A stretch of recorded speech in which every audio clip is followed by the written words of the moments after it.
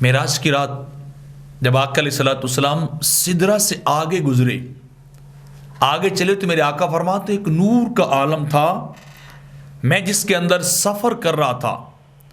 اور بڑا طویل فاصلہ تھا، ہر طرف نور ہی نور دکھائی دیتا تھا۔ میں چلتا رہا، بڑی منزلیں میں نے طے کی، بڑا سفر میں نے طے کیا، لیکن وہ سفر ختم ہونے کا نام نہیں لیتا۔ ہر بار پردہ غیب سے آواز آتی ہے ادنو منی، کہ اور میرے قریب آ جائیے۔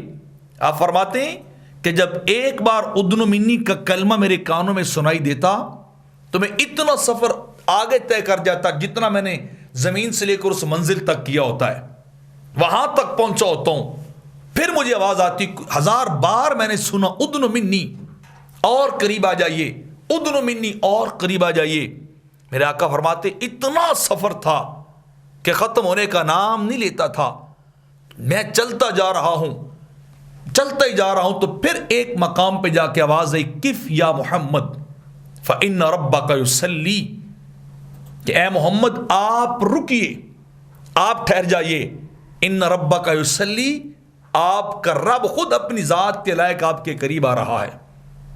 آپ کے قریب آ رہا ہے۔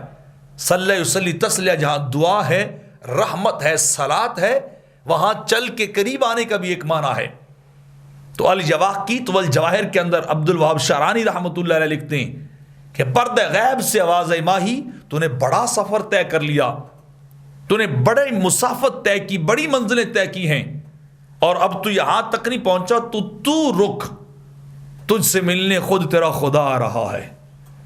تیرا مالک تیرے قریب آ رہا ہے، تیرا خدا، تیرا معبود تیرے قریب آ رہا ہے۔ میرے آقا فرماتے میں چلتا گیا، کیفیت یہ ہے کہ وہ سفر ختم نہیں ہوتا، تو پھر اللہ کی ذات اپنی قدرت کے لائق میرے قریب آئی، اور اللہ کی ذات نے اپنے محبوب اور اپنے حبیب کا استقبال کیا اور پھر اپنے قریب کیا، کیونکہ وجہ یہ ہے کہ یہ سفر ابد تھا، یہ سفر مخلوق تھا جو اللہ کی ذات تک کا سفر طے نہیں کر سکتی۔ تو پھر خالق نے خود کرم کر کے اس منزل کو ختم کیا، اور کتنا قریب آ گیا کہ کعبہ قوسین فرمایا گیا، اتنا قریب اللہ آیا کہ ایک